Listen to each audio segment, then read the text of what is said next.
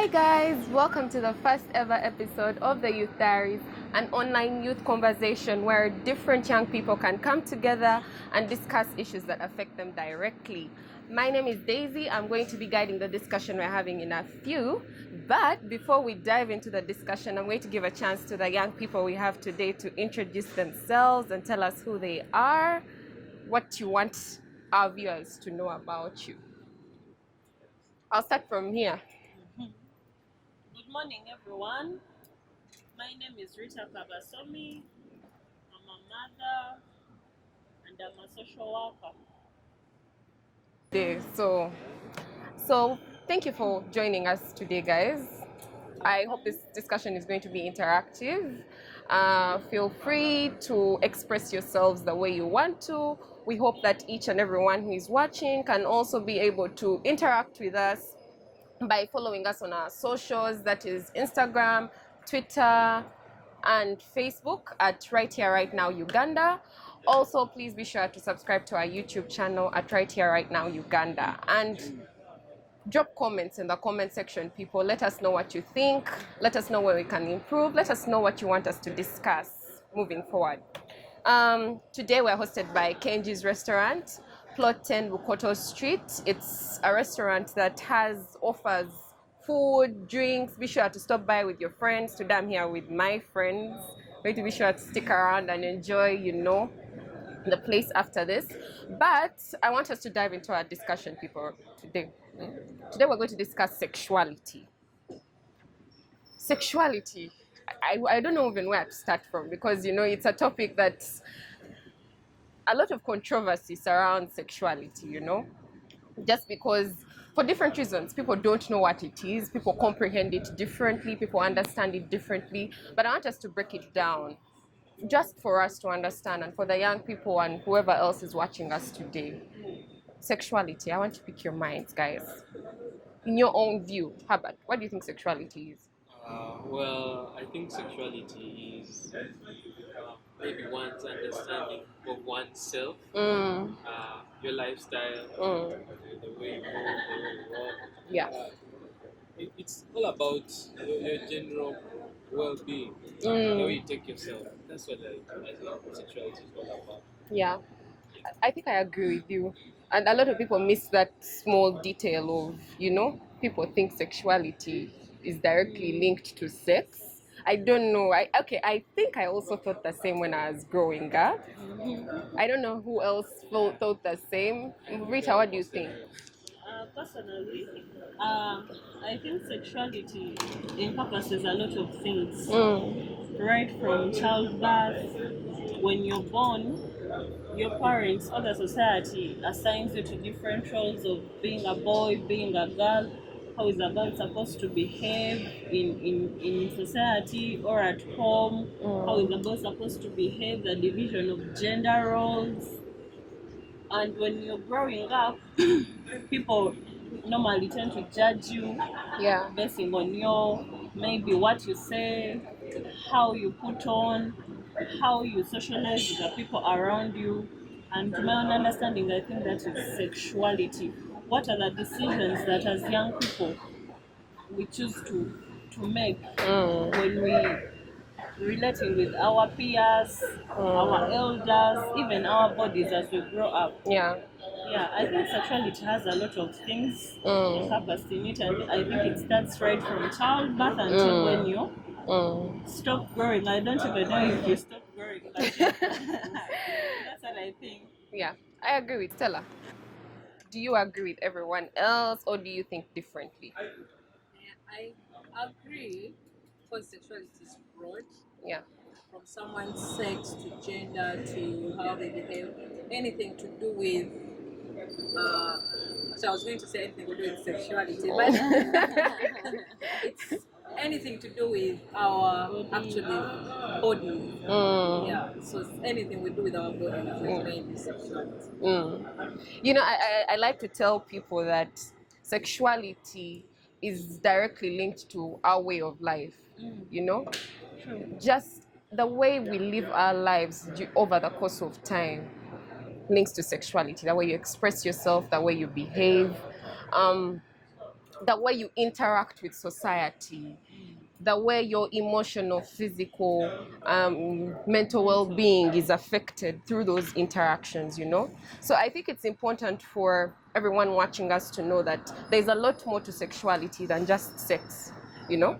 Yeah. We do agree that part of sexuality is sex. Yes, sex is just a component. It's just a component, exactly. So for people, I think this is what brings the misconceptions, I think, when it comes to that topic, which brings me to my next question. Why do you think there is so much, how can I put it? The topic of sexuality is not received in good faith by most people, I should say. Even some of the young people, when you speak of sexuality, they're either going to shy away or they're going to be like, girl, what are you talking about? You know, that sort of thing. So I don't know. What do you think? Why do you think people are so... There's a lot of pushing back and forth when it comes to sexuality. Okay, let me start. To me, first of all, the term they use, whoever started this thing, I think I would have gotten a better term. But anyways, like we are going from the analog world to the digital world. So many things have changed. So we believe that some things need to change. We have to put point blank. We should stop sugarcoating things, because the more we sugarcoat, the more mistakes and regrets we have, like our children. It is because of our society. Yeah, like if you talk about sexuality, the first thing that is going to come into an old person, our elders, will be sex. Yeah. So, and they term it to be as something very bad, unless probably you're married. But if you're a young person and you're talking about sex, it is not going to be welcomed by your parents or your elders. I get you. Yeah, so I feel that it's like people don't openly talk about it. Okay. And then plus our religion, it also contributes to people not talking about sexuality freely. Yeah. Okay.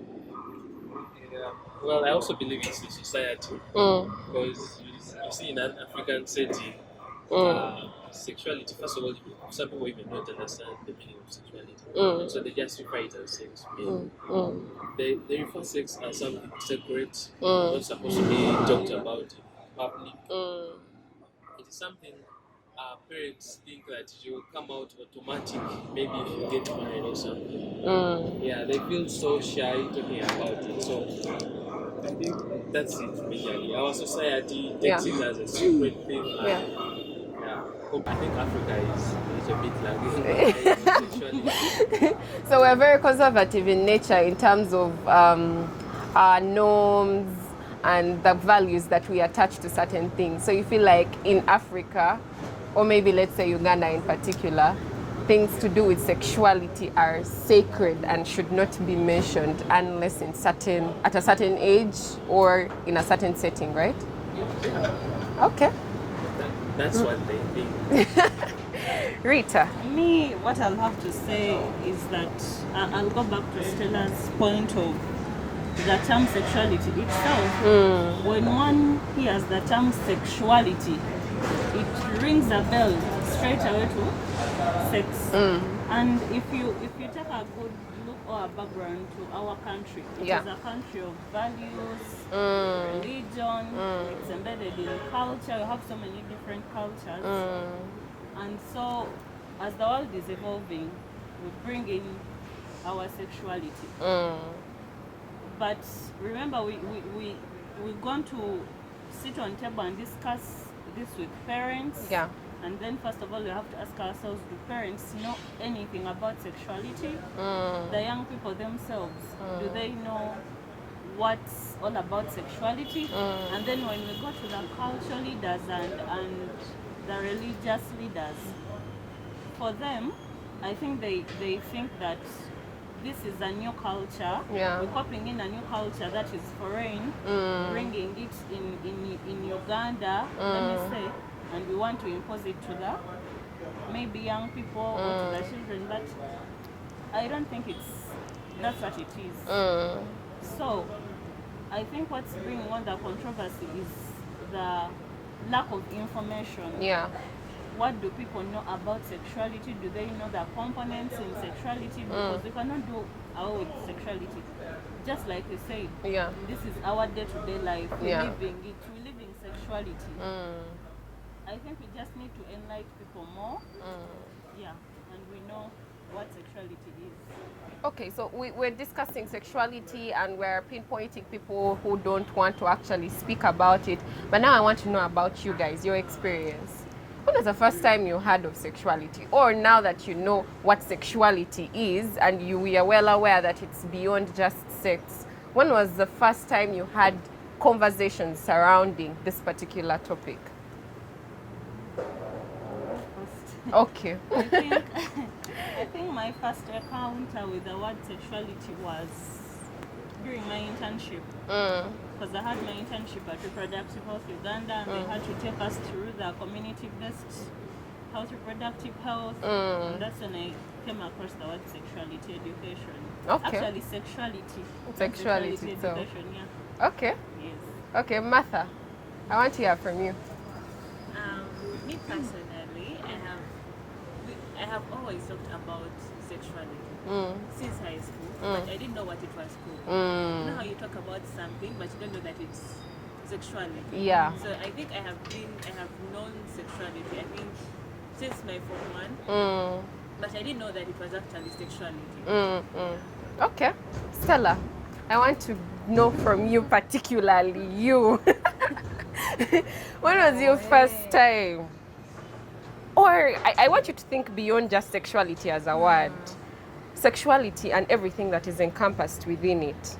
When was the first time you had like open discussions with anyone? It could be your friends, it could be your parents. Oh, I'm not going to lie. I think it was in primary. By the time I used to have boyfriends. Normally with boyfriends in primary. That was it. I had my first boyfriend in Wafdi form. At that time, you know how you discuss, please run away, now don't touch my body. Then they see you, you want to hide. My boobs are coming out. He's going to see me. Don't touch me. You get my body sensitivity now. You remember? By that time, you couldn't do anything. Yeah. You would go, they buy you sweets. But even all that, the psychological part of it, everything, emotions, feelings, anything. I think that was my first time when I had, you enter into a relationship, that's when you think. Yeah. That's when my mom told me it's bad to talk to boys at that age. You're going to start. So it's now that I realize that this was all about sexuality. Yeah. How I should behave because in my periods, like in Buganda, they say your first day of your periods, you're not supposed to move, you're supposed to stay indoors. Yeah. So now all those things, menstrual, what? So I think when I was in P4, my first relationship. You P4. Okay, interesting. And you know what I picked from her submission is that kids these days are having boyfriends by as early as P4. Yeah. And this is something, a detail that most elders miss. They think that you're going to get your first boyfriend when you've finished university, you're in probably second year, you've already settled in first year, but I mean, Stella had a first boyfriend in P4. P4, that's like about how old? Oh, people that is even like 8, 7, 8, right? Yeah. I remember I was still a baby by that time because I started school when I was still a kid. I was around like 6 years. 6, Truly. 6, 7. 6, 7. Exactly, and people are missing this out. So they think if they are attaching sexuality to a certain age, yet still a new sexuality in primary 4. Herbert, I want to know from you. Now, I don't know if Stella's first boyfriend was in P4. I don't want to ask you in which class your first girlfriend was, but... I'll chill the girlfriend, yeah. I first heard about sexuality, that word, I think in my internship with Reproductive Health Uganda. But you know, also growing up, I don't know if I should call them gender roles. That boys should do this. You know, your parents should tell you that you shouldn't just bathe out in public, something like that. You shouldn't walk naked. You shouldn't walk in your boxers anyhow. You should be more private. And all that. Girls should sit well and all those things. Yeah, well, we all grew up, I guess, doing all those things. But sexuality, I got to know it broadly during my internship. Yeah. And Daisy, you should also tell us. Honestly, I think my experience is a little bit more similar to Stella's because I went to a school that was how should I say, had very open-minded young people. So things to do with exactly sharp guys only. Things to do with relationships and sijui, boyfriend, girlfriend, and that sort of thing. Those were things that we would speak about openly as early as primary 3. But also looking beyond the relationship aspect, I grew up around girls, big girls. And when you grow up around in a certain society or a certain environment that has a certain age bracket, it's very easy for you to be exposed to certain things. Now, like for example, I grew up knowing what menstruation is. I grew up knowing what it means to be in a relationship. You know, that sort of thing. I didn't know that exact details, but we see these things. It's just that people, exactly, I had an idea. It's just that people are not open to say things, forgetting that there's what they call observation. You can't see with your eyes. You're going to listen, you're going to hear. You just can't place every detail to this and this and that, the nitty-gritty details. So my experience is similar to Stella's, I think, and you as well, Martha, because you said that you knew these things, you just didn't know they were called sexuality. I also didn't know it was called sexuality, honestly. And I think this shows us the power of information. If we are told, speak to people and let them know that this is actually what is entailed in sexuality, in the long run, they would probably be more accepting, depending on how we package the information and how we present it in terms of language. Which brings me to our next discussion. What do you think we can do beyond that for society to receive this information? But before that, I'd like to tell our viewers and remind them that we are at Kenji's restaurant, a place where you can come, sit, chill with your friends, hang out, have drinks, eat pizza. You guys love pizza, right? After this discussion, I'm so going to buy you pizza. So please be sure to stop by Kenji's restaurant, Plot 10, Bukoto Street. So guys, we're talking sexuality. What do you think we can do for society to be more accepting of this? I think I should go first. Okay. Yeah, well, I think we should have more shows like this so that young people get to know more about sexuality. And if you're looking for a place to have good internship and know more about sexuality, come to Reproductive Health Uganda. Yeah, it's a really nice place. Okay. You meet very many interesting, nice people like Daisy and me and Mark. Okay. I think we should do more advocacy for people out there to know what exactly sexuality is. But some people think it's all about sex. So I think if we do more advocacy, people will know what exactly sexuality is. Because many people are practicing sexuality, but they don't know that it's called sexuality. Yeah.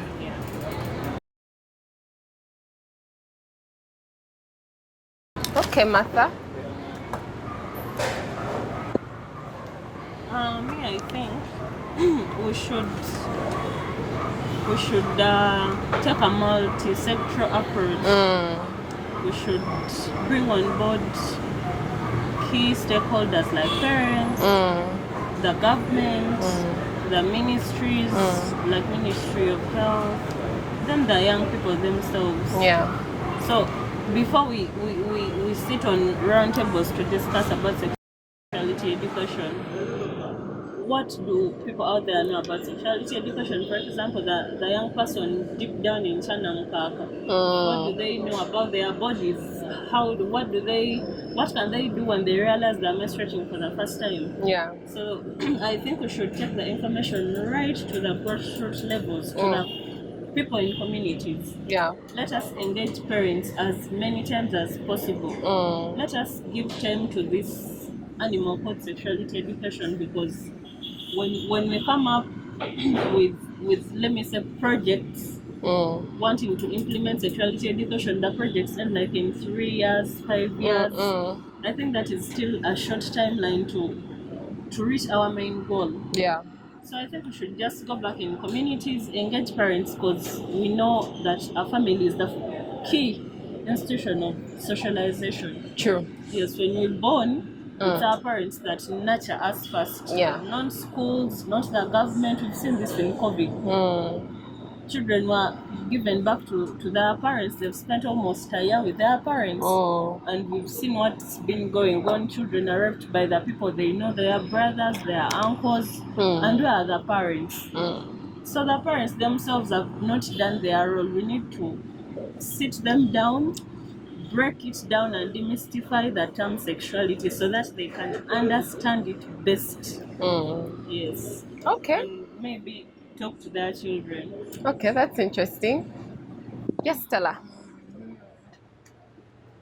To me, I think we are doing a good job. Different organizations so far are doing a great job. Yeah.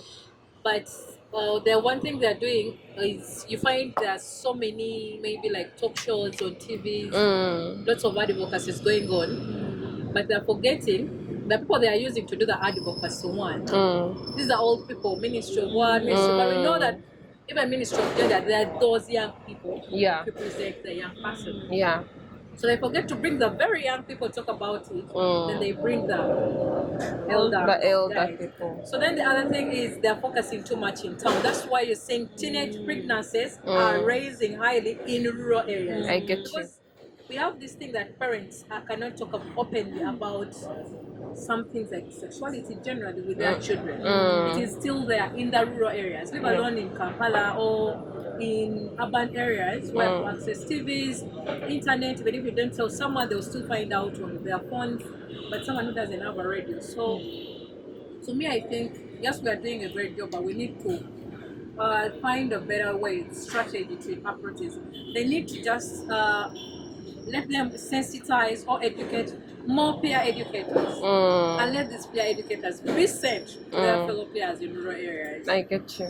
Because at the end of the day, a young child is not a young person is not going to open up to an elder. Yeah. But if it's well trained, of course they have to be well trained educators. That's what we need to do. Let's also focus. Yes, we're doing a great job in urban areas, but then what about a child?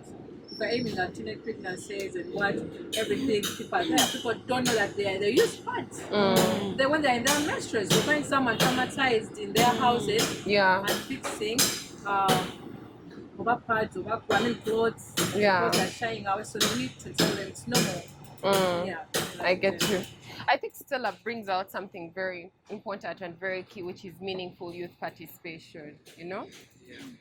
And I think this is something that our society tends to not be so wary about or not pay attention to. How far and to what extent are you involving the young people themselves in making decisions, especially about their own lives or issues that affect them directly, you know?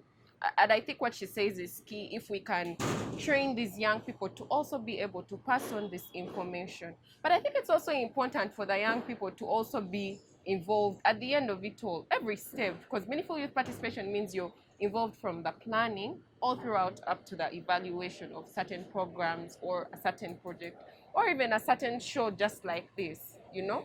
How, to what extent are we trying to pick the minds of young people and find out what do they want, what do they know, what do they want to find out about, you know? So I agree with you, Stella. Yes, Rita, you have something to Yes, say. I wanted to add that as programmers, as advocates, can we, I don't know how we can work with government, the ministries. I don't know how best we can engage these people because with dialogue, paperwork is there, Yeah. but I don't know what the government prioritizes most. Because we've seen during COVID, funds or resources were collected easily, COVID resources. But I don't know why, when it reaches to, for example, health issues like menstruation, like Stella said, the girls deep down in the villages, they miss school just because they don't have pads. Yeah. So I don't know why it becomes so hard, maybe for the government or the community or the people responsible.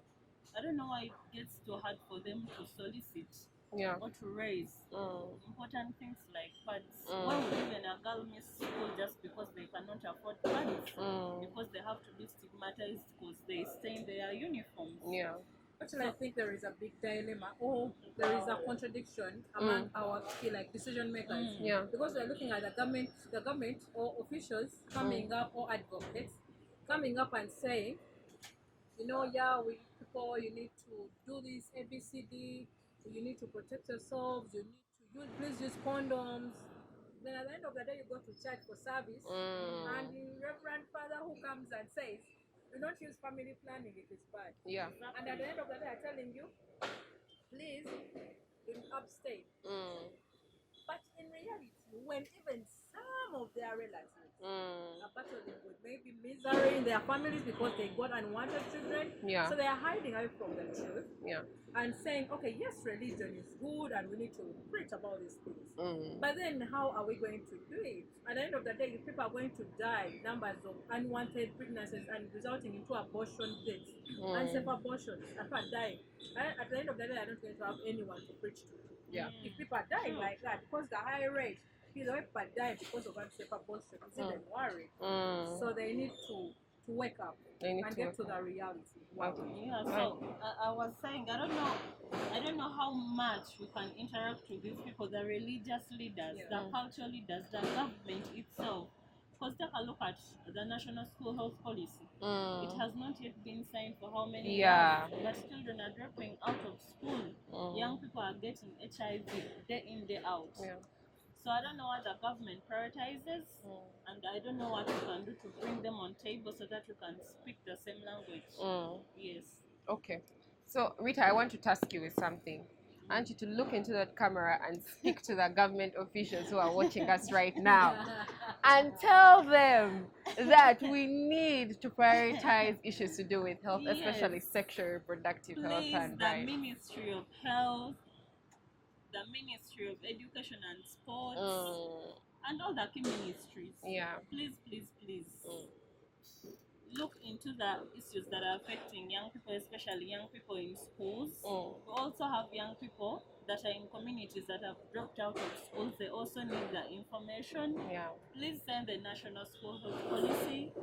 Please release the National Sexuality Education Framework so that these documents can guide students, the people in schools, the teachers, because even there are teachers in schools that don't know about sexuality education. Yeah. So many of them. So where does this leave the students or the children? So bambi mututunulemu government mutuyambe. Mutuyambe. Yeah, can I Yes, say have that. something True, to it's to okay. the parents? Yeah, I want to say this because a lot is happening in the communities and parents think it's maybe bad behavior. Yeah. Yeah, I think parents are lacking or lagging behind on their roles. They should befriend their children, let them get to know their children better, so that they can easily open up and when you befriend your child, they can easily maybe one day come up and tell you that I have this boyfriend, but he's abusive. Yeah. I have this issue. I have a swelling on my breast and all that. Yeah, so parents, just do your role, make your child your friend, and I think that is the first stage of breaking down sexuality. And I like to agree with you because I personally can vouch and say an open relationship with your parents is always, always helpful. Personally, the kind of relationship that I have with my mom, people even think we're sisters. And we've always had that kind of relationship from way back, even when I was in high school. We're that open with each other. So I can always tell her absolutely anything and everything. And to be honest, from personal experience, it's helped me to live my life in a way that I can avoid certain mistakes that can easily leave me susceptible to, very bad negative consequences. You get what I'm saying? So parents, Herbert says, play your role. Charity begins at home, right? Yeah. Martha, I want to hear from you.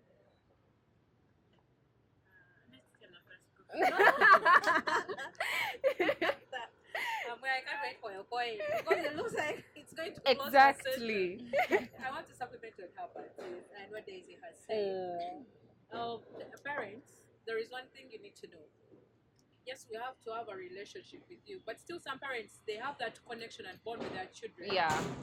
So, to a limit. Yeah. For example, one thing I want to tell. Okay, let me just put the advice out. Yeah. the way you talk to us when we were 2 years. It's not the same way you need. Yes, we need to have that bond because some parents just connect with their children, but still they still treat them like P1 kids. I get you. They have that relationship, but they are reserved. So I think we are emotions. We grow. Sometimes you might think I don't want to talk to you. Maybe I'm misbehaving at home, but because I broke up with my boyfriend and it is really There traumatizing. are underlying issues. So I expect you to talk to me like a grown up. Yes, like they say in Buganda, one atakula maso gabazade. But in reality, we have grown. Yeah. So I want you to give me space to nurse myself and come and talk to me. See, you know, I tell you now you're misbehaving. I'm going to chase out of my house. I get you. We are growing. So please treat us like adults. The more we grow, it's not like we are telling you, okay, we are out. Go to everyone. I know. Parents, please treat us like adults. Yeah. Above 18, even 16, even 14, those guys. Because if I got a boyfriend at 4, someone got a boyfriend at 20 years. So probably I might have suffered that trauma or heartbreak at an earlier age. But if you wait for 18 years and above to give them space, what about a child of 7? Then please say they are having sexual relationships. Exactly. So they should treat us like we are adults. Even if we are not adults. Which is very key, which is a multi-sectoral approach. I think we have to have continuous discussion and not leave anyone behind, you know? For the parents, the religious leaders, the cultural leaders, government in itself, and most especially us, the young people, as primary beneficiaries when it comes to sexuality education. We all need to be involved in the same discussion, pick everyone's mind, understand where they are coming from, because we're not going to just come and throw it on them. Now, like the religious leaders, you're not going to come and tell a religious leader that matter of 10 years old is going to, you know, he won't really see any sense in that. And we were talking to someone from the ministry recently, and he said the issue isn't that people don't understand. It's not the issue isn't that people don't want sexuality. It's that they do not understand it. They probably don't understand it the way we understand it, right? So, guys, any last words to our viewers before we close the discussion? Me, I still want to emphasize my issue of the decision makers, I would call them. Yeah. The duty bearers. You live your BT was of being a sheikh, or the decisions you make as a sheikh, and be a father. Because many of these religious leaders are parents. Many of the decision makers in government are parents. Yeah. So before you sit in your office and you sit on that paper, you refuse to sign, or you refuse to move it around to the people who are supposed to sign it. Think about your child. Your child at You're home. also a parent, because we've seen or we've heard about the big people in government. Their children are being violated in schools by teachers. So I again appeal to the government, the key ministries, and the parents. Please do the needful. Okay. Thank you. Any other last words? Yes, Stella? My last words actually are accrediting all NGOs that are doing a great work, because if you notice in terms of sexuality, actually sexual reproductive health and rights, it's mainly the NGOs that are doing a greater work more than even the government itself. Because if you weigh most of their fundings, people are going to donate to pads, menstrual hygiene, trainings, peer educators that we have right now are coming from these NGOs. So I want to credit NGOs. There is Reproductive Health Uganda, Reaching Hand Uganda, there is SEHAD, UNIPA. These are people that are comforting people living with HIV/AIDS. Reproductive health also issues. So I want to credit them for that. It is a great work, but like I still emphasize, we need to focus even on the rural urban child who cannot access a radio to get what you're saying. Let us send more of these peer educators, like how so there was a project running called Get Up Speak Out. The way they pushed their peer educators deep down. Actually, because of that, the time we went to Bugwe, was it Bujiri Bugwe? And the district health officer told us, because of this guy's advocacy, we passed on a law, actually an order that all schools, when they reopen, Yeah. because of the increased number of teenage pregnancies we've had during COVID, they should include sexuality education on their timetables as a must. As a must. And this is Bugweri, a new district deep down in Busoga region. So that's the advocacy. We need action. Let us not just go in hotels, sit, drink tea, and lament. table. Yeah. Let's see actions from these people and let them be accountable for what they say. Okay. Yeah. And maybe adding on what Stella is saying, I think we can also, we shouldn't leave out the media. We should also engage media as much as possible, because these people are the ones who take information to those communities. That's true. The TVs, the radios, the news. So I don't think we can work in isolation. Or we can just remove the media from the work we do. Yeah. So I think we should just engage them, because recently when we were having research, we engaged with, we talked to some media personnel, and for them they say they are free. They can report on sexuality education, other issues, violence, gender-based violence, but they are bosses. Yeah. They say that the media houses are owned by a few individuals, and most of them are money-making media houses. So you will not come with your story of a girl who is facing challenges of teenage pregnancy, yet Bobby Wine is making news. He's making money for the media houses. Yeah. So how do we also engage media in the work we do so that they can report how should I call it? Because we have bad reporting, they misquote most of the times. How do we make them report the good things? Because we should not always look at the bad things of sexuality education. Yeah. It is going to spoil our children. No. We can also report about the good things. Yeah. So I think we should also not ignore media. Okay. All right. Thank you, guys. I think this has been a very interesting discussion. And she has closed it with something very pertinent, which is media. And I think we're going to dedicate a special episode to discuss mass media and social media, and the way we can use both to communicate to the public on issues to do with sexuality and sexuality education and sexual reproductive health and rights, because my health, my rights, right? Yeah. Which is what Stella was trying to point out. Don't decide for me. Nothing Engage for me. with me. Nothing for us without us, right? Yeah, so thank you so much, guys, for tuning in. This has been the first episode. We hope you enjoyed what you saw. We have a lot more in store for you moving forward. So please, to keep up with us, follow us on all our social media platforms, that is Instagram, Facebook, and Twitter. Thank you so much for tuning in. Until next time, bye.